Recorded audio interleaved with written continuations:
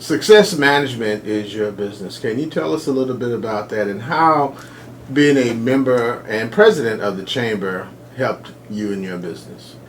Success Management is a company that is designed targeting executive men and women to help them discover and achieve their dreams.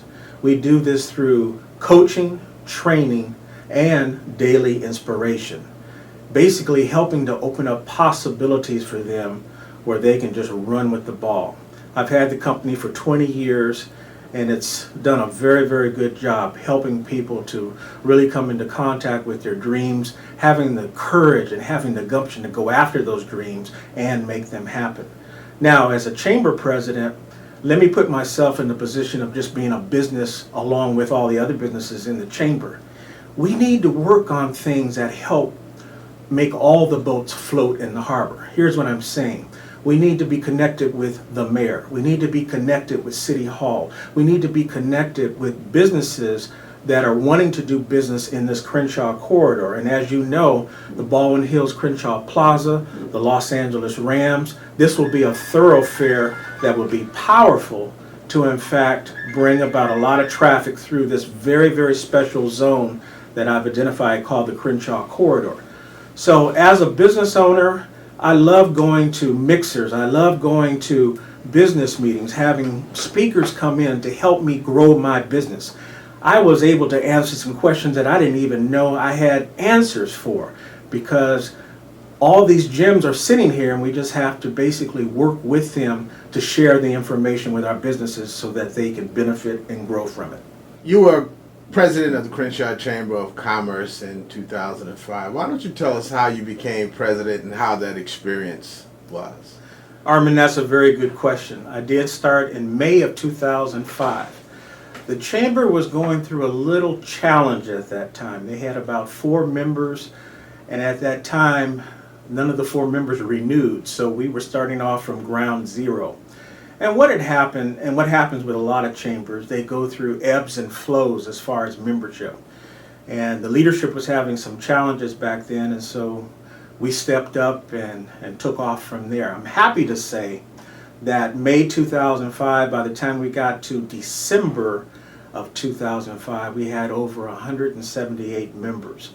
So we were able to turn some things around. Now I attribute that to a couple of things. One was a very, very good board that we had assembled.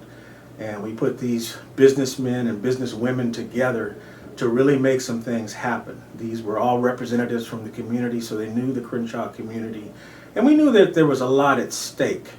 In that, this area, the Crenshaw corridor, is basically one of the last bastions for African Americans in the city of LA.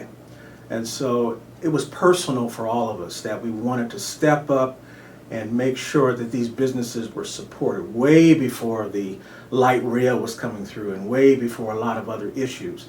And to set up a structure, to set up a foundation that was strong, that would really help the businesses to grow.